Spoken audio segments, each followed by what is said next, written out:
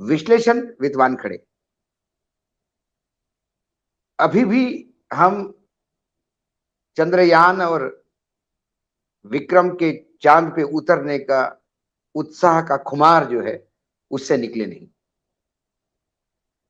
लेकिन कई बातें सामने आ रही है। हमारे देश में एक तरफ ऐसे साइंटिस्ट है, ऐसे मेधावी लोग हैं कि 600 करोड़ में जो बॉलीवुड के फिल्मों का बजट होता है उसमें हम चंद्र पे एक यान भेजकर चंद्र के दक्षिण ध्रुव पे उसको उतार सकते हैं। विश्व के 4 देशों में अपना नाम अंकित कर सकते हैं।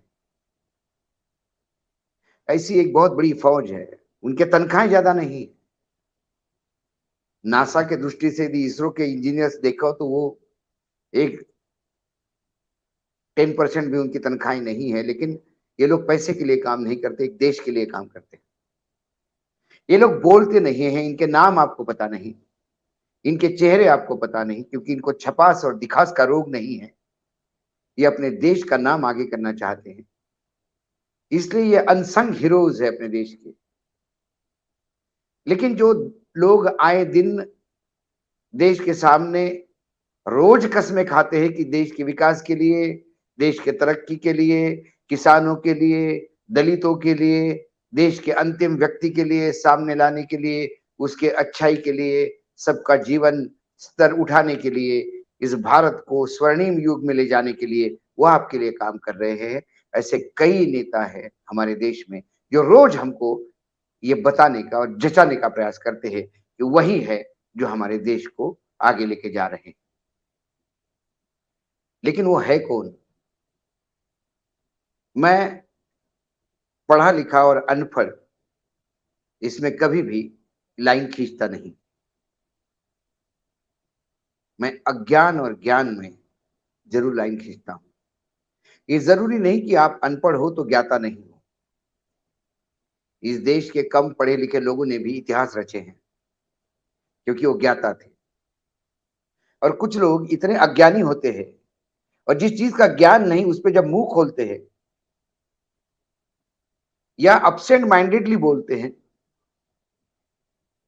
तो ऐसे कई नेता आपको मिलेंगे जो अक्सर अपने बोलने में कई चीजें ऐसे बोल जाते हैं कि वाकई लगता है कि भाई आपको ज्ञान नहीं तो क्यों हमें जबरन चबा रहे हो, क्यों देश पे बोझ बने हुए हो। जैसे ही चंद्रयान चांद पे उतरा, विक्रम चांद पे उतरा, पूरे देश में होड़ सी लग गई वैज्ञानिकों को बधाई देने की। जिसने जिस प्लेटफॉर्म पे चाहा अपनी भड़ास निकाल दी। भड़ास माने खराब स्थिति में नहीं बोल रहा हूं, बधाई देने की भड़ास। ममता बनर्जी आदरणीय मंत्री हैं, मुख्यमंत्री हैं, उन्होंने जोश जोश में राकेश शर्मा को चांद पे पहुंचा दिया और राकेश शर्मा की जगह राकेश रोशन बोल दिया। अति उत्साह में वो बोल गई कि राकेश रोशन जब चांद पे गए और वहां से जब इंदिरा जी से उनका वार्तालाप हुआ तो इंदिरा जी ने उनको कहा कि वहां से भारत कैसा दिखता है, तो उन्होंने कहा सारे जहां से अच्छा हिंदुस्तान हमारा। ये करीब करीब पूरे देशवासियों ने इसको टेलीविजन पे देखा है। राकेश शर्मा ये एयरफोर्स के ऑफिसर थे जो एक स्पेस प्रोग्राम के लिए ट्रेन किए गए रशिया में। और 3 अप्रैल 1984 को रूस के रॉकेट सोयूज T-11 से वो अंतरिक्ष में गए जहां 8 दिन रुके। वो भारत में पहले अंतरिक्ष में जाने वाले व्यक्ति थे और विश्व के 138वें। अंतरिक्ष में एक यान में जब वो थे तब उनका वार्तालाप प्रधानमंत्री से हुआ। प्रधानमंत्री ने उनको पूछा कि वहां से भारत कैसा दिखता है। उस पर उन्होंने जवाब दिया था सारे जहां से अच्छा हिंदुस्तान हमारा। लेकिन तत्कालीन प्रधानमंत्री इंदिरा गांधी ने कभी इसका श्रेय या उनके भक्तों ने जो अंध नहीं थे कभी इसका श्रेय इंदिरा जी को नहीं दिया। जब भी अंतरिक्ष या स्पेस प्रोग्राम की बात होगी, विक्रम साराभाई का नाम सबसे पहले लिया जाएगा, क्योंकि यदि उन्होंने ये सोच उनके दिमाग में नहीं आती, ये सोच कभी वो बोल के नहीं दिखाते, तो तत्कालीन प्रधानमंत्री जवाहरलाल नेहरू शायद स्पेस पे सोचते नहीं। लेकिन नेहरू भी ऐसे प्रधानमंत्री थे कि उन्होंने ये नहीं सोचा कि ये कौन साइंटिस्ट है, इसकी क्या औकात जो मुझे बताए कि क्या करना चाहिए क्या नहीं। वो समय अलग था, आज समय अलग है। तो ममता बनर्जी ने राकेश शर्मा का राकेश रोशन बोल दिया और अंतरिक्ष की जगह पे उनको चांद पे उतार दिया। उन्हें ये तक समझ नहीं आया, अरे चांद पे आदमी यदि हम पहले भेज चुके होते तो फिर चंद्रयान उतारने पे इतना जोश क्यों करते, इसका जल्लोष क्यों करते, इतना उत्साह क्यों मनाते। लेकिन फिर ममता जी ठहरी, उनको कौन रोकेगा। उत्तर प्रदेश के सूलदेव भारतीय समाज पार्टी के अध्यक्ष है, विधायक है वर्तमान में। उन्होंने कहा, भारतीय समाज पार्टी के अध्यक्ष है वो सुहेल देव, उन्होंने कहा कि हम बधाई देते हैं, चंद्रयान चांद पे उतरा और कल समय है उनका वापस आने का। धरती पे जब लौट आएंगे तो पूरे देश ने उनका जोरों शोरों से स्वागत करना चाहिए।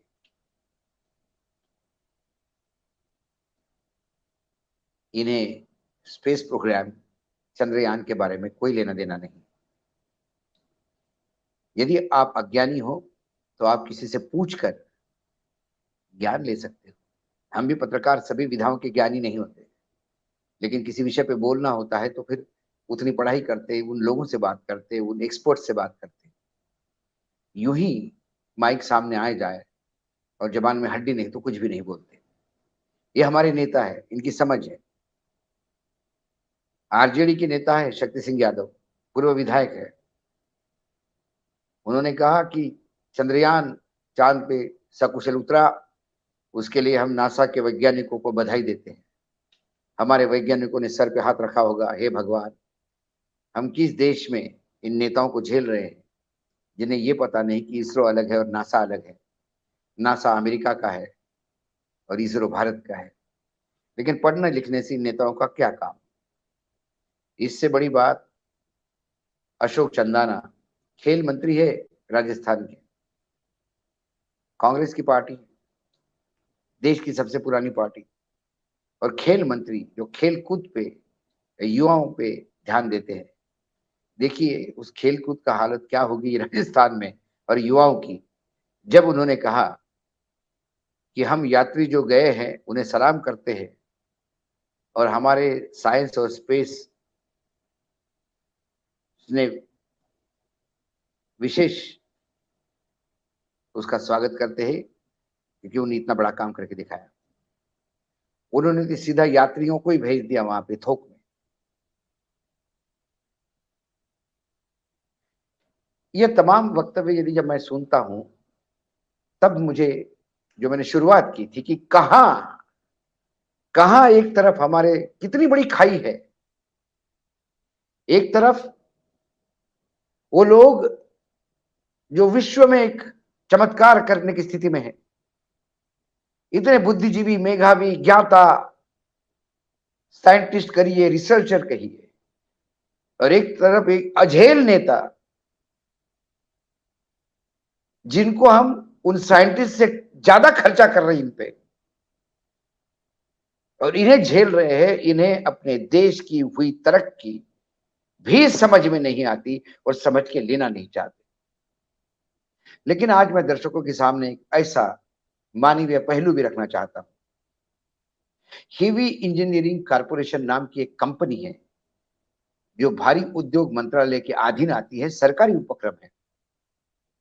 रांची के इस फैक्ट्री में, हेवी इंजीनियरिंग कारपोरेशन के, जो लॉन्चिंग पैड था इस चंद्रयान का, जो सबसे महत्वपूर्ण हिस्सा होता है जिसे लॉन्च होता है, वो लॉन्चिंग पैड बनाने का ठेका इसरो ने इस हेवी इंजीनियरिंग कारपोरेशन HEC को दिया। HEC में 2700 कर्मचारी काम करते हैं, जिसमें कई इंजीनियर्स, ड्राफ्ट्समैन और तमाम लोग हैं।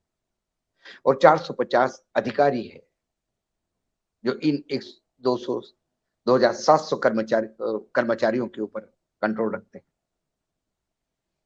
इन लोगों ने भूखा रह के आधे पेट रोटी खाकर ये लॉन्चिंग पैड बनाया, इसमें कमी नहीं आने दी। मैं आधे पेट रोटी इसलिए कह रहा हूं कि पिछले 17 महीने से हेवी इंजीनियरिंग कारपोरेशन के किसी भी कर्मचारी को तनख्वाह नहीं मिली है। वो अपने दोस्तों से, रिलेटिव से उधार लेके घर चला रहे हैं। कुछ लोग पीएफ से पैसा विड्रॉ कर करके घर चला रहे हैं। ऐसा नहीं कि हेवी इंजीनियरिंग कारपोरेशन इतनी बड़ी कंपनी जो इसरो के ऑर्डर लेती हो, जो हमारे चंद्रयान का लॉन्चिंग पैड बनाते हो, उनके पास कुशलता की कमी नहीं, ऑर्डर्स की भी कमी नहीं। यदि इसरो ये काम उनको देता है तो क्या बाकी काम इनके पास नहीं आते होंगे? लेकिन इनके पास वर्किंग कैपिटल की कमी है, क्योंकि कोई भी बड़ा काम जब हाथ में लेते हैं तो उसको प्रोड्यूस करने में और ठेका पूरा करने में पैसा चाहिए होता है।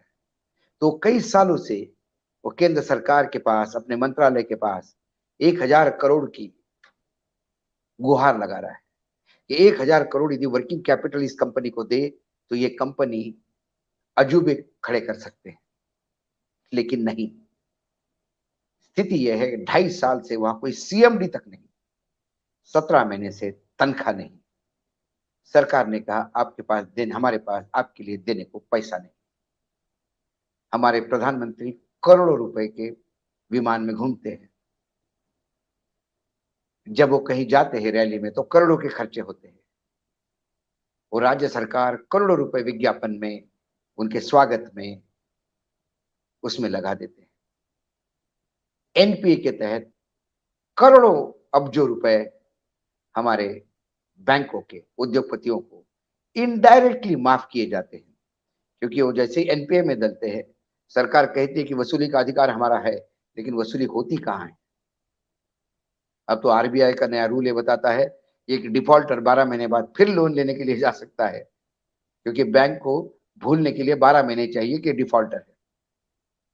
यह स्थिति है देश की। एक तरफ 17 महीने से तनख्वाह नहीं, आधा पेट काट के, लेकिन ये ऑर्डर उन्होंने पूरा किया क्योंकि वो भी जानते थे कि देश के लिए जरूरी अपने तनख्वाह से भी ज्यादा ये लॉन्चिंग पैड है।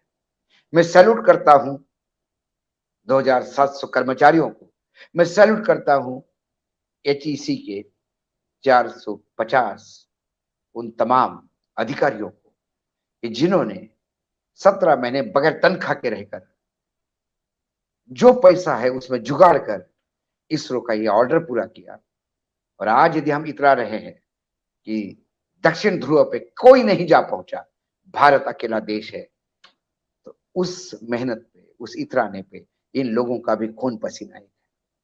क्या हमारे सरकार के कान पे जू रेंगी कि एचसीएल के, एचईसी के कर्मचारियों को तनख्वाह नहीं, वर्किंग कैपिटल चाहिए, काम करने की औकात उनकी उन्होंने दिखा दी, आधे पेट भूखा रह के लॉन्चिंग पैड बना के। यदि इसरो का ऑर्डर वो पूरा कर सकते हैं तो इन तमाम उद्योगपतियों, मुझे लगता है सरकार भी उनको ऐसा ही रोने देना चाहती है, क्योंकि एक दिन आएगा कि हेवी इंजीनियरिंग कारपोरेशन बिकने के लिए आएगा और अडानी अंबानी सेठ जैसे कोई सेठ उसको खरीद के फिर करोड़ों रुपए उससे कमाएगा। क्या सरकार ये चाहती है? या सरकार उनके किए हुए काम का मुबदला उसको इस रूप में दे कि उन्हें जो वर्किंग कैपिटल चाहिए वो दे? 1000 करोड़ सरकार के लिए नए नहीं है।